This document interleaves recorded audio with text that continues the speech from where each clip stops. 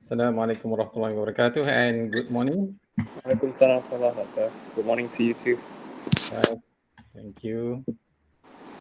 Okay, so let's start our class.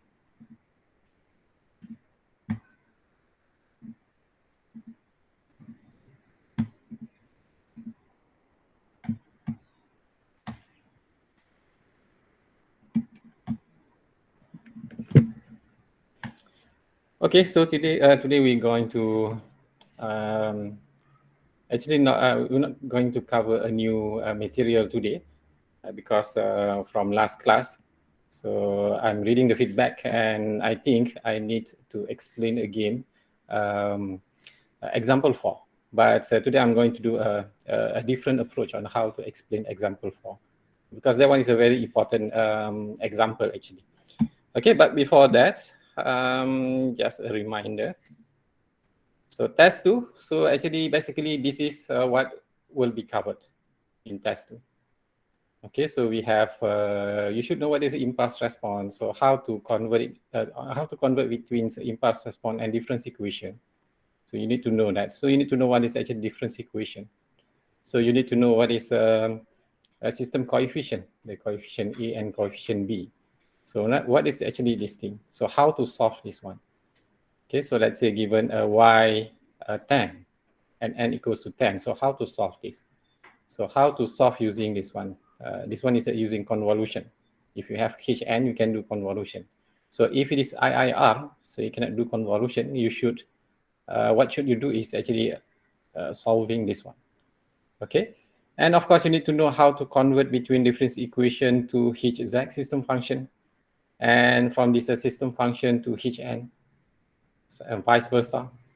And the other one, the most important, is the one that which we covered within this few weeks, so which is the DTFT, the frequency response. And in frequency response, we have real and imaginary, which is doesn't give us a lot of information, useful information, so that we convert it into magnitude and phase. Okay, so these are actually the things which is covered in test 2. If you understand everything, shouldn't be a problem to score a good marks. All right, so okay, so that's actually our coverage for test 2. And today, as I just mentioned, so actually we're going to repeat example 4 from our class, at Tuesday class. So that's why it is actually important to fill in the attendance and give feedback, so that I will know what's happening in this class. So thank you for those who write some response saying that actually example 4 is a bit difficult to follow. Okay, so thank you again for those who write those. So because a few of you saying that. So today we're going to, I'm going to explain this example 4 again on a different approach.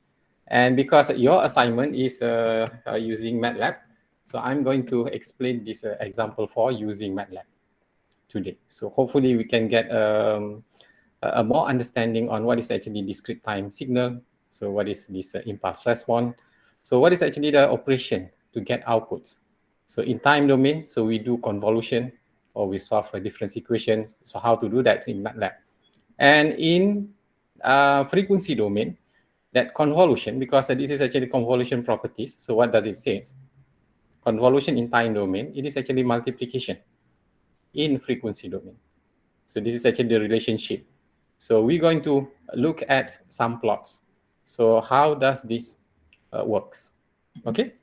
So right. So let's start. So let me find some empty space.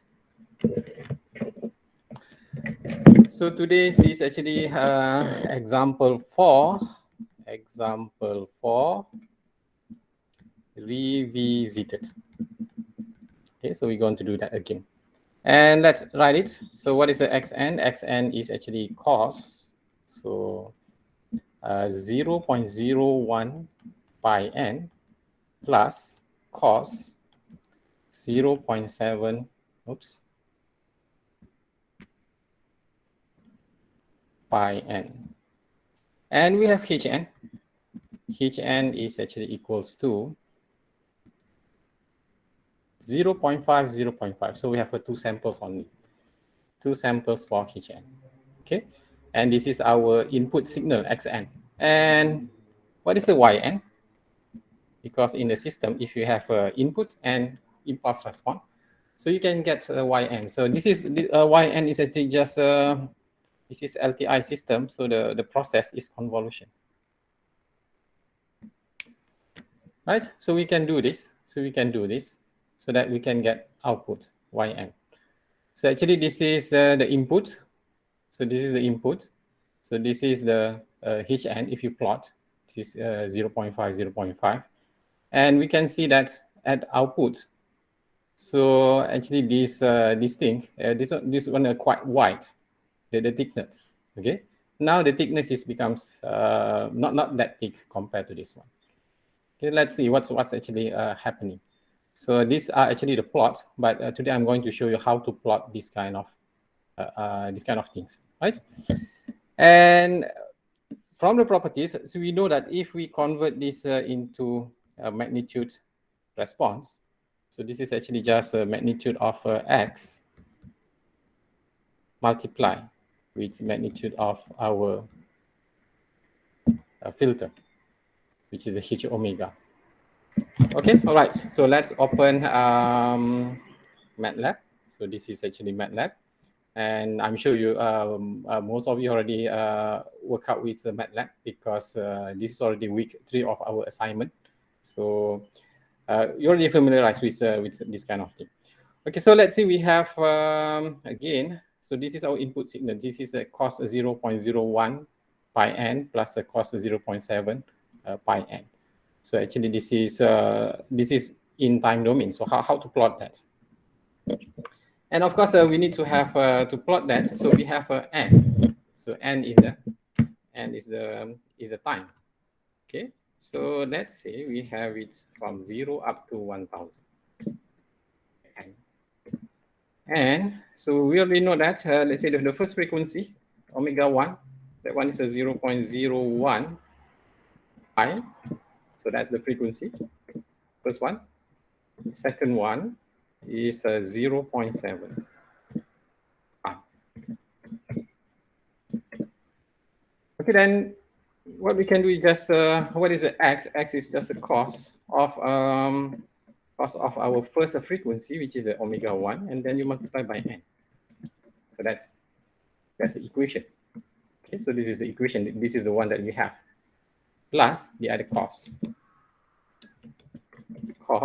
of omega 2 multiplied by n. So this is our signal. So if you look at this workspace section, so now we can see that our n is actually how many n's that we have. So we have 1001 samples.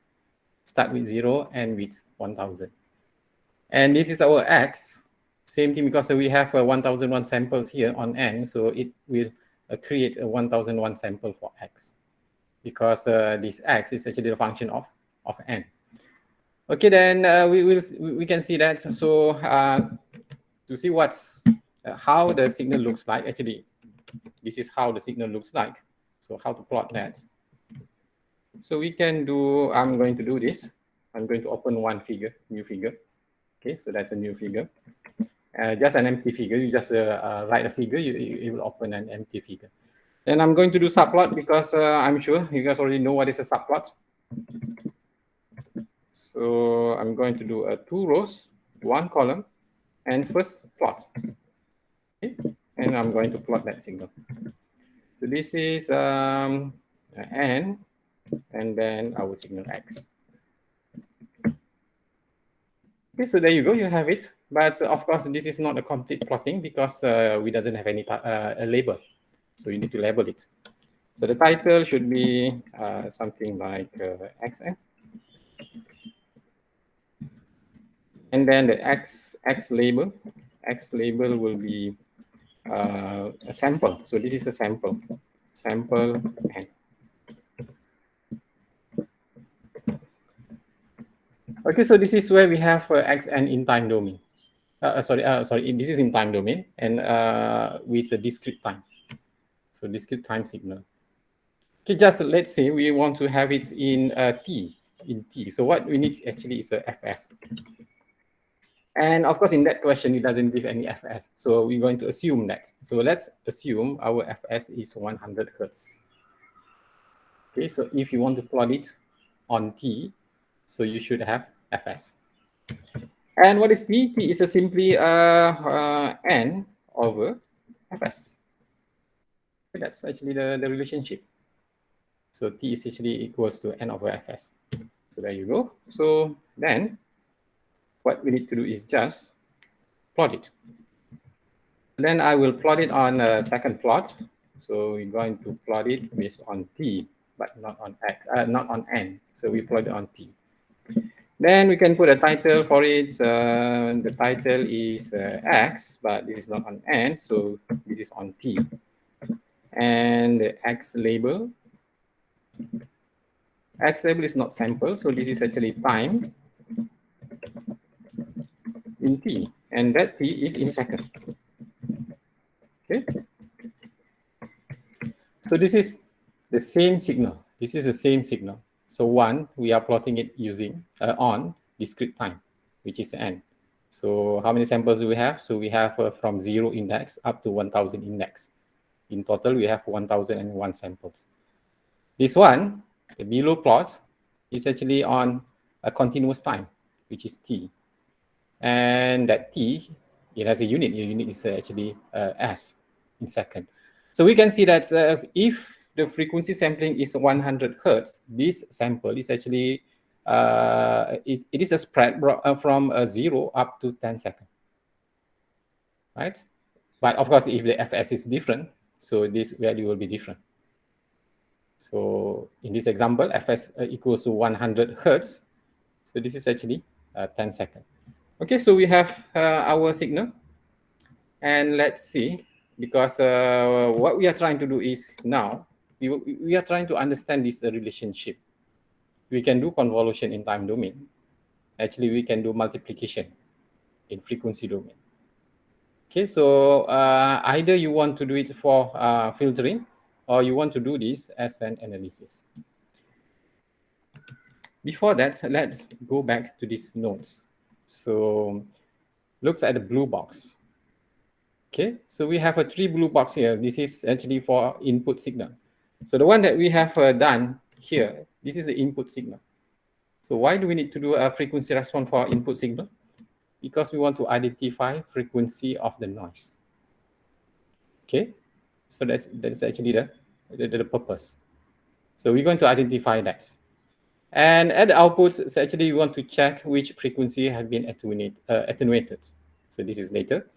And for the filter, we do that for the filter so that we can see which frequency is actually will actually attenuate the input signal, which frequency will be in the input signal will be preserved, those kind of things.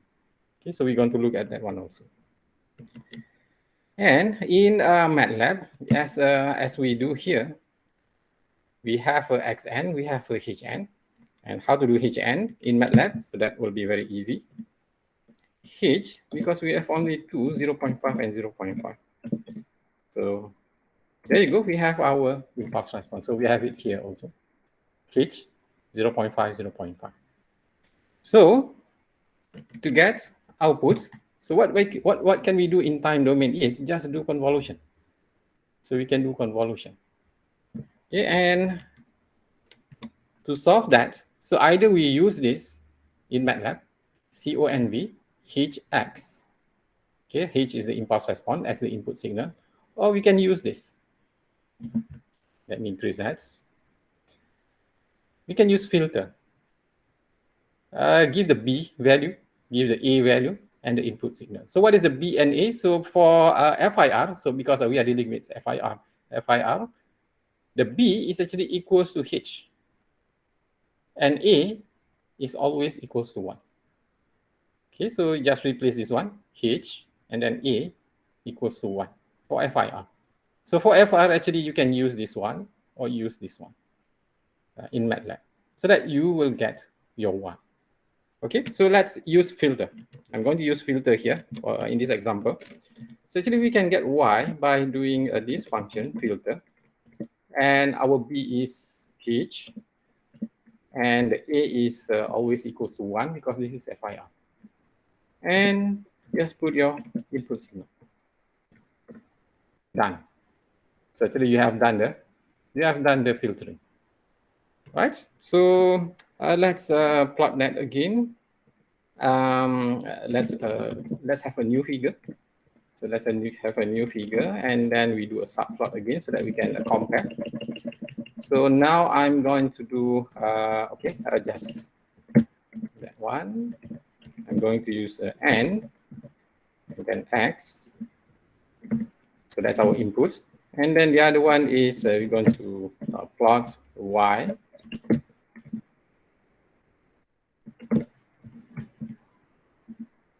Okay, so actually we done doing the convolution. So from this one into this one. Okay, so and if we look at this signal, it's actually we can say typically, so this signal, this one, so we can see that repetition, right? So this is a peak, this is a peak, this is a peak. So that is actually a lower frequency because we have two frequency. So what are the frequencies? So we have omega 1, 0.01. Another one is a 0.7 pi. So it means that omega 2 is a higher, it has a higher frequency. This one, higher value, higher frequency. So this is a lower frequency. And if you look here, so we can say that this is a lower frequency because from here to here is just one repetition. But the other one, so we can see that this is a very, what we call a very packed signal. It repeats a lot, okay, compared to this one. So this is actually the 0.7 pi. So let's do some zooming. So if we zoom, okay, so we can see those repetition. We can see that repetition. So that one is actually 0.7 pi, the higher frequency. Higher frequency means more frequent. So, okay, so the repetition is more frequent. So that's why we call it a higher frequency. And this is actually the lower frequency. It has a two frequency. One is a 0.01 lower frequency. The other one is a higher frequency, 0.7 pi. Okay, so normally the one which is a higher frequency, the higher frequency is normally the noise. Okay, so that one is actually normally the noise. And we can see that, so this is a lot of noise. This is a lot of noise because we can see that the fluctuation is quite wide. And after doing the filtering, using H equals to 0.5, 0.5, so we can see that now the noise is actually reduced at some point. Okay, it's not entirely removed, but it's already reduced. Okay, and we can see that the 0.01 pi frequency, this one here, so it's still there. It's still there. So what is actually happening here? So what is actually happening here? So we can analyze this in frequency domain, because in time domain, after we do this, so we just get the outputs. So what is actually happening? So what is the operation of a multiplication in frequency domain that do this? Okay, so let's see. So to do that, we need to convert that. We need to transform everything into frequency domain, because what we need to do now is this one. We need to find out what is actually y omega, the magnitude of x omega, and then the magnitude of h omega, because the output is just the multiplication of these two. And to get that one,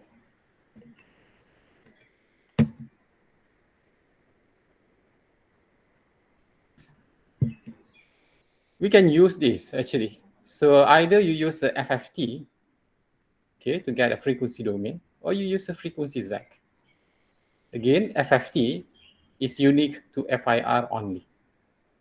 But frequency Z, you can do that on IIR and FIR. Okay, you can do both, because this is just BA, and then you can choose the number of samples that you want. Okay, so B is H for FIR, and A is equals to 1 always for FIR. But of course, for IIR, the A you will have a value other than 1. Okay, so now let's use frequency Z. I'm going to use frequency Z. So then we can have, let's say I'm using capital X here. That's our notation. If you have small f in time domain, we're going to use capital F in frequency domain. Okay, capital X and then the omega. So I'm sure you already see this function in your discussion. So hopefully you do the discussion in your group. So then we do a frequency Z, and our B is, because this is the X, so we just put it as the X becomes B. And then 1, and then how many samples that you want? So let's say we want 1,000 samples. Okay, you can have more, you can have less.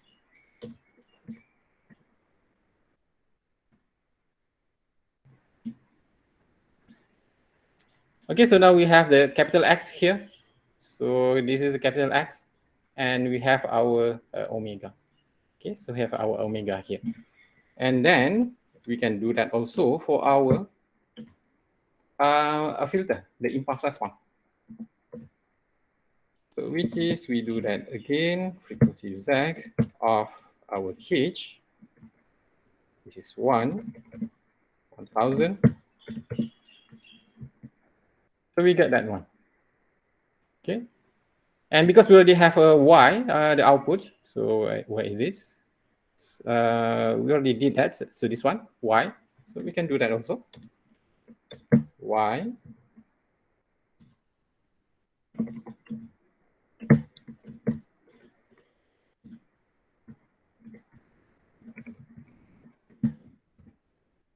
Oops.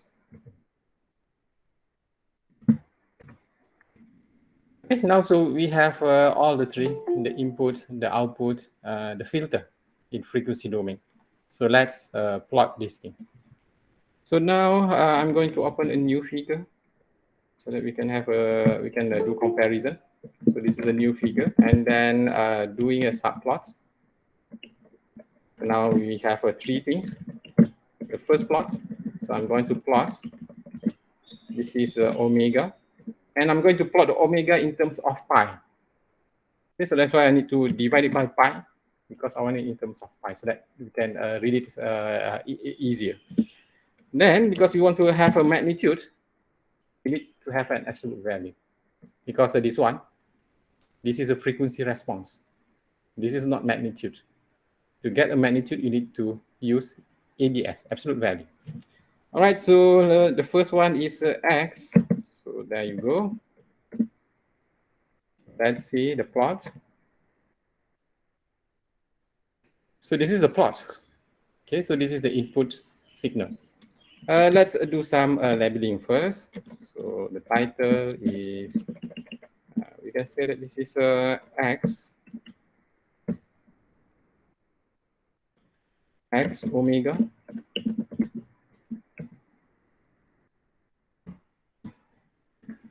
And the X label is, this is omega.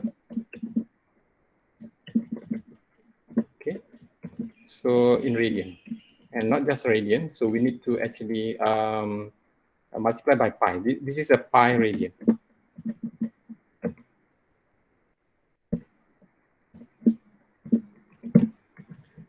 Okay, so that's how you read it. So this is a unit. This is a pi radian. So this is if you read 1 pi radian, 0.7 pi radian.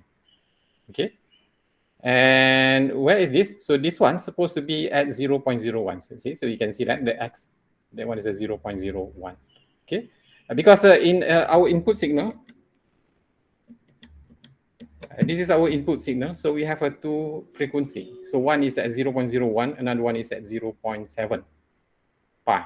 Okay, so this is how we can see that we have a two frequency here. We have a very high peak at 0.01 and at 0.7. So this is actually that's why we need to do the frequency domain plotting, so that we can see the frequency easily. So it's not really easy to see frequency here. So how do you know this is having 0.01 pi and 0.7 pi? So it's not that easy to observe. Okay, so let's see. Actually, we can find the frequency, the 0.01 pi and 0.7 pi here by doing some calculation. So let's do that, because it's quite important to understand the signal. Okay, let's because we have two frequency. Let's plot that separately.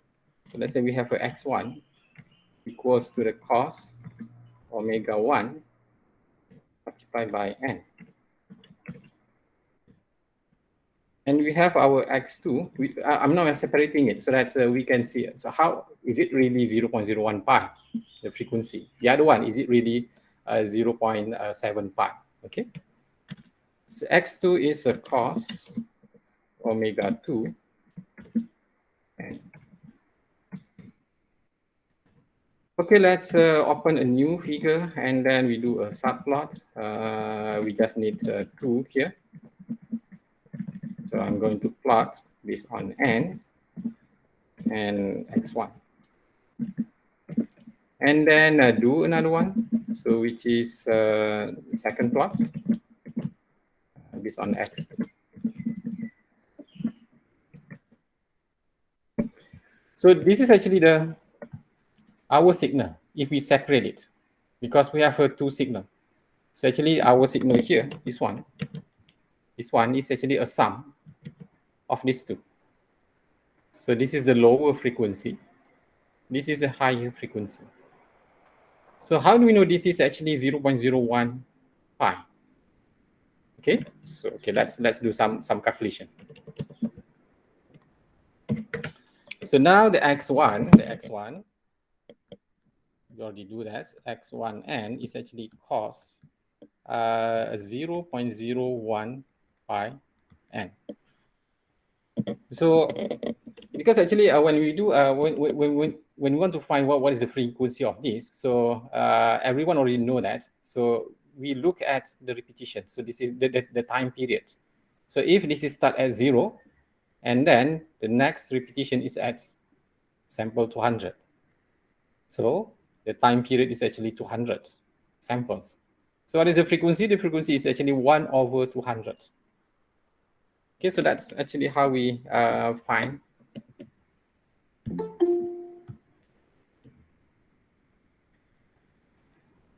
Okay, let's say that one. So it repeat here. This is 0. This is 200. So what is this? So this is actually the time period. So what is f? F is actually 1 over TP.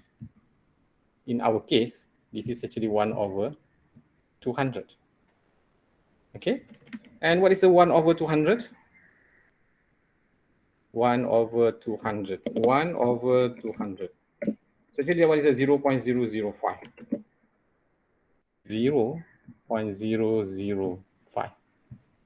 Okay. See, if you observe here, I'm writing it as a small f because this is in discrete time. Okay, if this is on continuous time, so this one will be capital F. Okay, and this one is not a sample. This one will be a time in second. Right, so that's why we doesn't have any a unit here. So this is a small f, the normalized frequency. And what is the frequency of this signal? Because it repeat at 200 samples. So actually the small f is 1 over 200, which is equal to 0.005. And because we already know that, actually the x1 n is equals to cos. Generally, we write it as a cos 2 pi fn. Okay, so this is where we get cos 2 pi times 0.005 n. This one times this one. So this is where you get cos 0.01 pi n. Okay, so let's prove it. Okay, so this is actually, if you want to look at this signal, is this really containing 0.01? Yes, because you can compute that. It repeat at 200, so then the small f becomes a 0.005. So then, yes, this is a 0.01 pi, the frequency in omega. Okay, but of course that one is not and that easy. Even this one, if you look at this one, so this is even actually quite difficult because the repetition is very small. So this is after 3 samples. If you look at this one, after 3 samples, it will repeat. So what's happening here?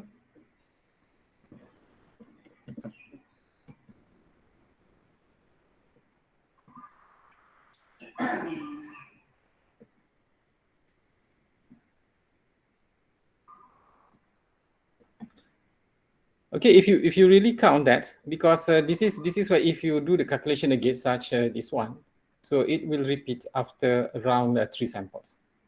Okay, that will give you 0.7 pi.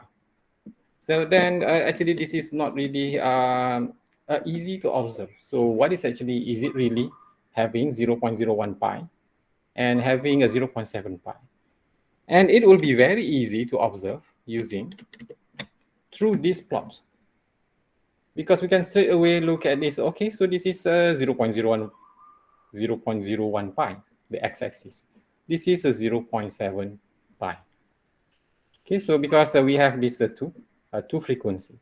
One of this frequency is actually our desired signal, desired frequency, and this one we can consider it as the noise.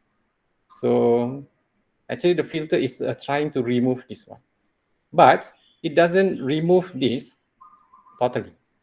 So it just remove some part of it. If we go back to this one, actually the noise is still there. It's just reduced. Okay. So how is that actually happening? So let's plot for the impulse response. Okay, so we already actually do a H. This is the H. This is, what is it? This one. So this is actually our H. So we're going to plot this one. So let's see, let's go back to our frequency here. And then I'm going to do the, not this one, subplot. I need to do subplot. Subplot to 1 number second, not this one. 2 ABS of H. And let's put a title on it. So this is H, and then the X label should be that one. Okay, so now we can see that. So this is actually the frequency response of the filter. So what is our filter? Hn. Hn is a 0.5 and 0.5. We have only 2 samples. But that 2 samples, so actually it has all the frequency. It has all the frequency from 0 up to 1. So it has everything. So on a different magnitude, Compared to this one, so actually it has only 2 frequency. One is at 0.01, another one is at 0.7. So this is actually just a side lobe, which is, we can ignore that. So the rest is actually, it doesn't have any frequency on other x-axis. Okay, but this one, it has every frequency with a different magnitude. And this one, the magnitude is the same. You can see that the Y, 502, this is, the Y is 502 also, right? So it is the same. So actually we can do that. Just paste that one. Okay, so we have that one, 502. And then that's, okay, so why it has the same magnitude? Because the amplitude. The amplitude of this input signal, where is the amplitude here? This is 1. This is 1, same amplitude. So the magnitude will be the same. Okay, so we can see it here. So what is actually the output? So the output is actually, this is in frequency domain. In time domain, this is the time domain. So we have our input signal, and then we do convolution with the Hn, then you will get this one. So, but in frequency domain, because the property says that in frequency domain, convolution in time domain, it will be a multiplication in frequency domain. Okay, because that one will be a very useful properties, so that we can design a lot of filter by observing this one. So outputs, what is our expectation here in output will be this one multiply with this one. Okay, so those 0 multiply with whatever the value here, it becomes 0. This one, whatever here, this is 502 multiply with 0.01 here. What is the value of 0.01? Okay, let's do that because we can, you already did this. We have another trick, x-sticks. X-sticks. So we can have 0.01 and then 0.7. So that we can highlight those two frequency only. Maybe it's not. I'm going to do that again. Subplot of 312, and then the title, the X label, and then X-sticks. Okay, now we can highlight only 0.01 and 0.7. And to see that, again, so you do a grid, you're on the grid, now you can see it clearly. Okay, so let's do this, let's see what is the value, put it here, and then add a new data type. So 0.45, okay, almost. And how about this one? Oops. So this one, so we can go here, zoom in a bit, and then add this one, add new data type. Okay, all right, so we are good. So at 0.01, so you have a 502, you should multiply with 0.999, so which is almost 1. Okay, and this 502 will be multiplied with 0.45. So that's because this is the magnitude of the impulse response, the H omega, and this is the input. So that's why it becomes easy to design a filter. If you want to remove entirely, so you need to design this filter so that at 0.7, it's not supposed to be 0.45. It's supposed to be 0. Okay? So because anything multiply with 0, so it becomes 0. So let's plot for the last one, which is the magnitude of the output.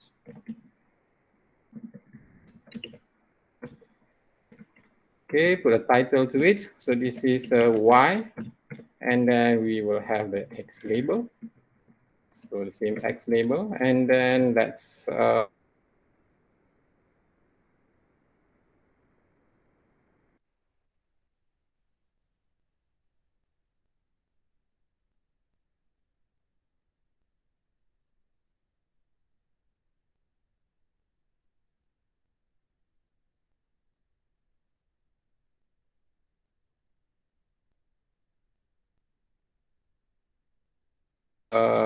just focus on the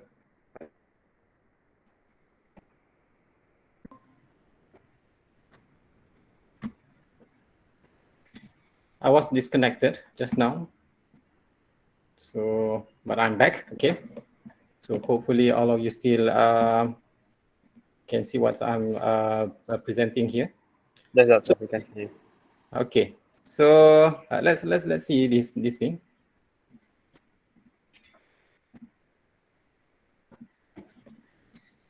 Okay, so we have that. So let's do another one.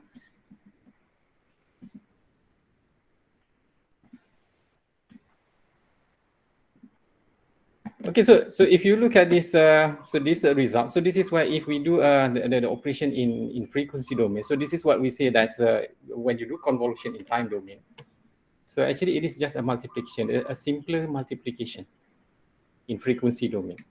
So if you do this 502 multiplied by 0.45399, so actually you will get close to this one, 227.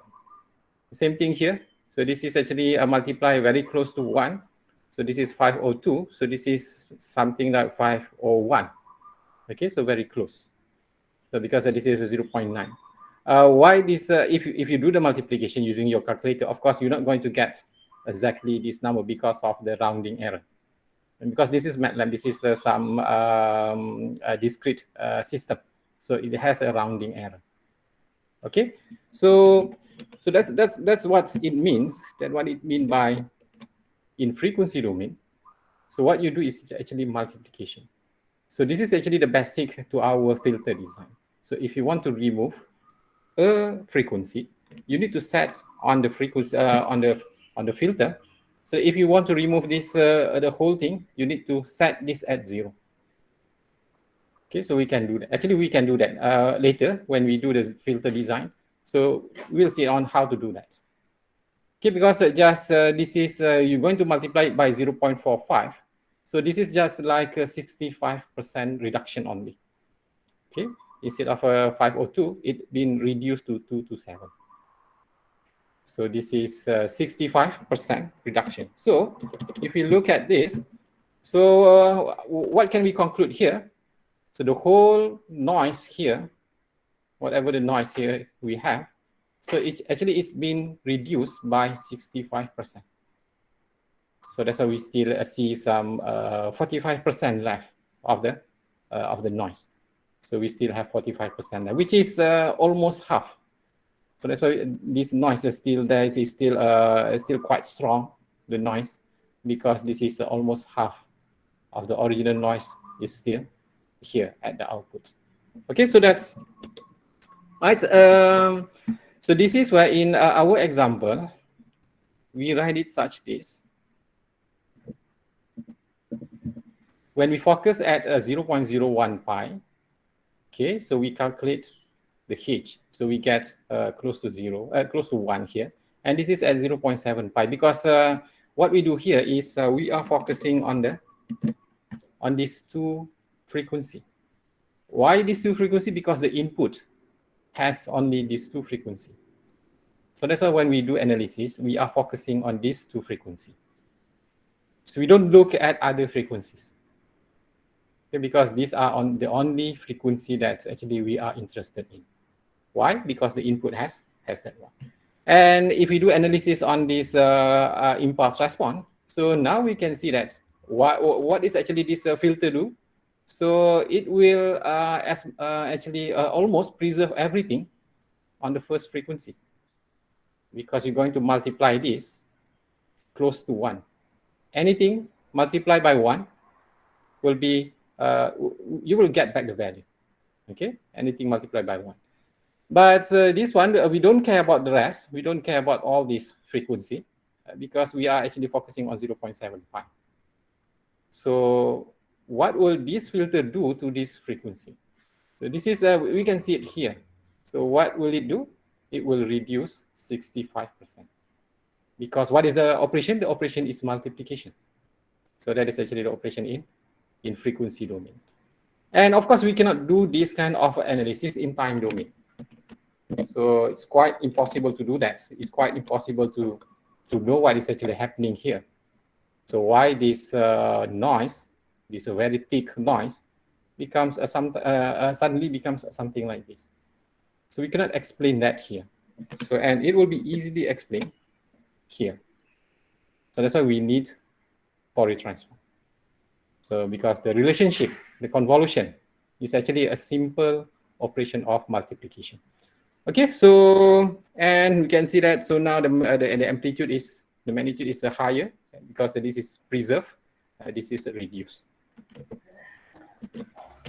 So, but of course, in calculation, we only focus on that too. So this is 0.7, 0.45. So that's what we have at output on this frequency. preserve. Outputs at this frequency, 0.7 pi, is actually multiplied by 0.45. So then we have this thing, because of course this is a simple multiplication, right? And magnitude is actually proportional to the amplitude in time domain. Magnitude in frequency domain is actually proportional to the amplitude in time domain. Okay, so it is, if it is reduced, it will be reduced. If it is increased, it will increase. Okay, so we can just say that. So this is a 0.45 of the input at this frequency. So then we can conclude that output, this is the original amplitude, which is 1. Because we multiply by 1, it preserves everything. Okay, so because when we say that we remove a frequency, so what is actually happening if we remove frequency? So actually we are reducing the amplitude. You can see it here. So how do we know actually this one has been reduced? Because the amplitude has been reduced. The amplitude of the higher frequency has been reduced. So that's why we see that it is actually, this is thicker than this one. This is less. This is more. What is actually less and more? The amplitude. So this is how we conclude it. Instead of originally this is 1, now it becomes 0.45. Okay, this is maintained as 1. This has been reduced from 1 into 0.45. So that's actually our outputs. So we don't do this in time domain to get this equation, but we can get this equation, the output, what is actually the output, based on frequency domain by doing this analysis. Okay, all right. So any questions? So that's example 4, revisited using MATLAB. Okay, and please, hopefully, actually I didn't check the assignment. Hopefully you guys are doing it good. Okay, please continue on doing that.